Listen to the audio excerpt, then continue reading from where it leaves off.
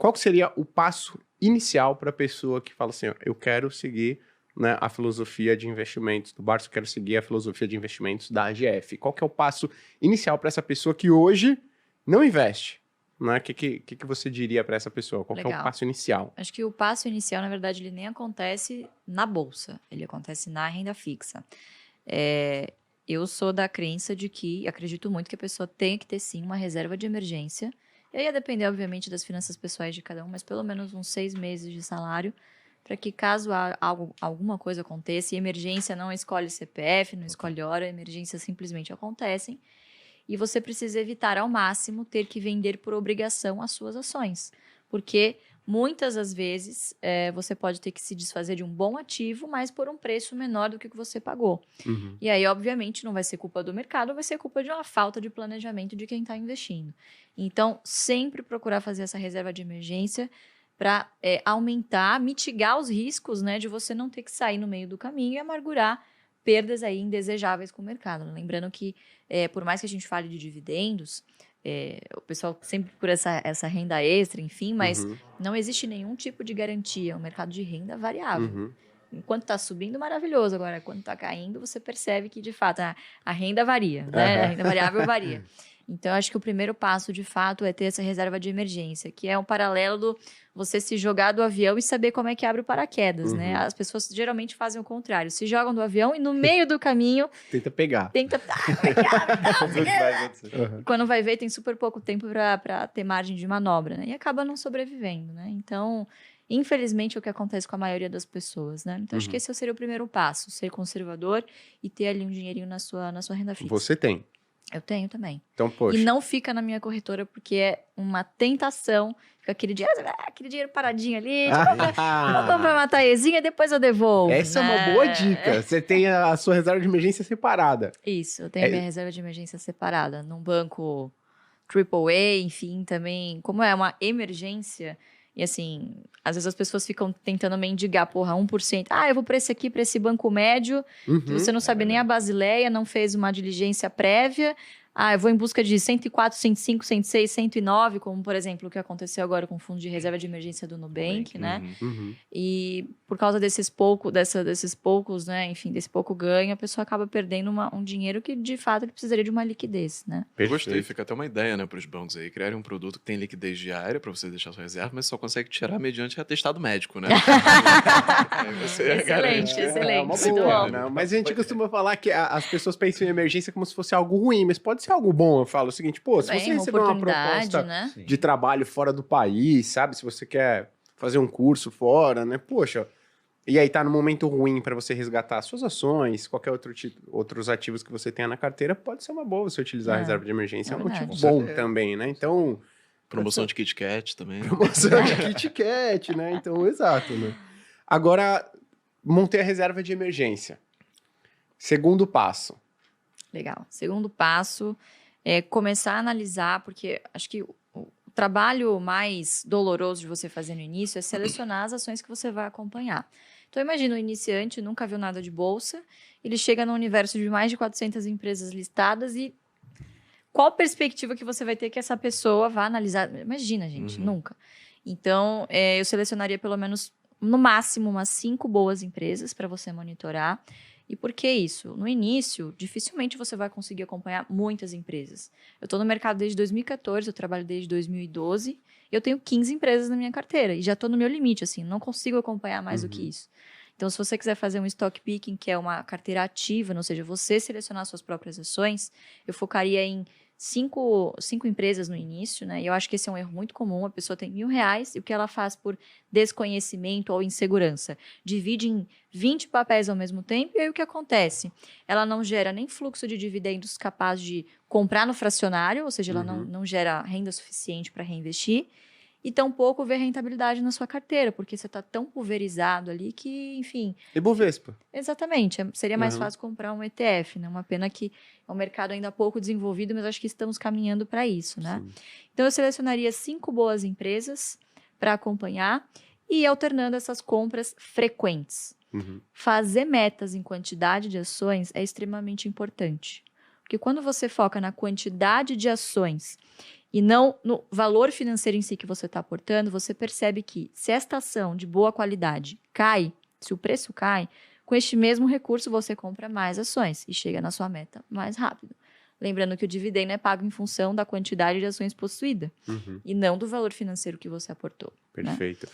Então, esse é um primeiro passo. Isso é muito legal mesmo, porque tem gente que fala o seguinte, poxa, Gui, mas a gente está entrando num período político, né, e talvez econômico super desafiador, e aí eu não quero investir em ações, porque eu vou olhar lá o meu patrimônio, se a gente olhar o que aconteceu lá no governo Dilma II, né, ali no final do Dilma I, Dilma II, a gente vê que, pô, o Ibovespa ficou parado e eu não evoluí financeiramente. Eu falo, poxa, vamos mudar a sua ótica? Vamos fazer o seguinte, ao invés de você olhar o patrimônio que você tinha, vamos dar uma olhada na quantidade de ações que você adquiriu durante todo esse período, Exato. na quantidade de fundos imobiliários que você... Não vou falar esperto dele, na quantidade de fundos imobiliários que você adquiriu. Calma lá.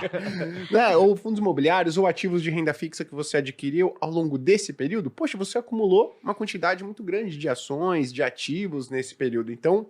Nesses momentos desafiadores, né, principalmente, que você não fica super empolgado e tal, você pensa em desistir, dá uma olhada na quantidade. Isso é muito bacana. Exatamente. Né? E no fluxo de dividendos pingando também, né? Isso dá um certo conforto para quem está começando também. Perfeito. Aproveitando que você comentou, você falou para escolher boas empresas. O que é uma boa empresa, na sua opinião? Legal. Quer manda fazer as honras, Fabião? Não, basicamente, o que a gente procura, né? Se a estratégia se chama carteira previdenciária, qual que é a premissa principal? Bom, você precisa ter ativos na sua carteira que, claro que não existe nenhuma garantia e empresas ao longo do caminho passam por dificuldades, nada garante que ela vá se perpetuar. Mas você precisa escolher ativos de maneira que os seus negócios tornem mais provável que essa empresa perdure por 10, 20, 30, 40 anos. Você está pensando aqui, afinal, em longo prazo. Então, esse é um dos critérios, perenidade.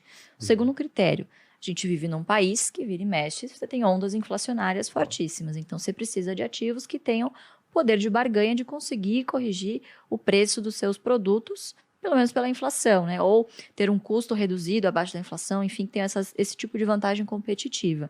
E terceiro, de novo, a gente está falando de uma carteira previdenciária. No futuro, você vai querer um patrimônio que te gere renda. Então, empresas que não só gerem um fluxo de caixa saudável, como consigam também continuar investindo, manter os seus negócios, os seus CAPEX, enfim, inovação, sempre muito importante, e remunerar muito bem o seu acionista. Então, quais são, geralmente, claro que não dá para generalizar, não é só fazer o filtro dos 5 setores e sair comprando qualquer coisa, porque, claro que existem exceções. Mas a gente sempre fala muito do BEST. O que é o BEST? É um acrônimo maravilhoso que um aluno nosso sugeriu e a gente apelidou e pegou para a gente, que são os 5 melhores setores para você começar a analisar para uma carteira previdenciária. BEST: bancos, energia, seguros, saneamento e telecom. Perfeito. Repare que todas elas são empresas de serviço, cujos boletos no final do mês você não consegue escapar. Então, você precisa pagar o seu cartão de crédito, você precisa pagar o seu seguro saúde, o seu seguro do carro, enfim. Né? Então, são negócios bastante perenes e que em momentos de crise, geralmente são as últimas contas que as pessoas deixam de pagar, né? Então, enfim, o risco de inadimplência é menor. E nos momentos bons, geralmente são empresas que acabam se recuperando, tem um ramp-up bastante positivo, né? E lembrando que é um porto seguro para momentos de crise na bolsa, né? Então, muito provavelmente vocês devem estar vendo aí, por exemplo, as casas, né, de análise, enfim, recomendando bancos, energia, enfim, que são setores considerados mais defensivos. E aí a pessoa vai lá, tá começando e fala, pô, legal, montou reserva de emergência, aí pegou o BEST, filosofia BEST, aí foi lá em bancos, ela falou, caraca, tem um monte de bancos. Ela falou, energia, pô, tem um monte de empresa de energia. Eu não tenho tempo. Essa pessoa, no caso, nesse pontapé inicial, seria uma boa, na visão de vocês, ela começar através de um índice? Ou não? É melhor ela acompanhar um analista que faz esse trabalho por ela, né? Que siga essa filosofia que ela gostou, né? O que vocês recomendam para essa pessoa que fala, poxa, eu não tenho tempo, tô lá, né, pô, trabalhando, ralando, e eu não consigo me dedicar a isso. Sou ruim com números, então eu preferia delegar isso ou através de um TF, fundo, ou um especialista. O número é o menor dos problemas. É o menor, porque hoje você tem casas de análises muito confiáveis, você pode se cercar de profissionais que te munam desse tipo de informação, até no AGF+, a plataforma. Enfim, você tem vários serviços que te dão ali, te cospem um valor justo e você vai saber se está caro ou está barato. O trabalho mais difícil inicial é você entender se ela é uma boa empresa. Então, você tem que sempre pensar como se fosse na vida real. Você vai comprar uma padaria. Quais características desse negócio você vai avaliar? Poxa, quem são os sócios? Quem são os gestores que estão ali? Pô, você vai lá dar um Google, gente. A gente vive a era da informação, vai no LinkedIn. Pô, alguma coisa sobre a reputação dessas pessoas você vai encontrar na internet, conversar com conhecidos. Então, você vai fazer um trabalho de diligência nesse sentido. E às vezes as pessoas falam, pô, mas eu não tenho tempo. Mas, cara, você arranja tempo para várias outras coisas muito menos importantes e mais supérfluas do que isso. Você tem que lembrar que é o dinheiro do seu futuro. E você vai pagar um preço muito caro se você, obviamente, não fizer esse negócio direito. Agora, obviamente, isso torna implícito de que você precisa estar disposto a fazer esse tipo de trabalho. Por que aqui a gente não acredita muito em você investir em índice? Porque, infelizmente, não distribuem dividendos e, se distribuíssem, seriam tributados. Então, não há vantagem aqui, diferentemente dos Estados Unidos, em que os ETFs, bons ETFs, distribuem bons dividendos enfim, lá o dividendo já é tributado, mas, diferentemente do que ocorre aqui, não haveria essa vantagem, exatamente. Então, você tem que estar disposto, né, Fabiano? Acho que é um acordo com você mesmo de que, poxa, você vai ter que sentar e vai estudar. Isso não acontece do dia para a noite, né?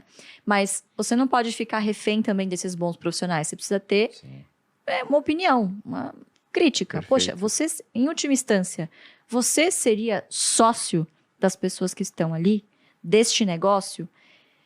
Entender o que a empresa faz é uma...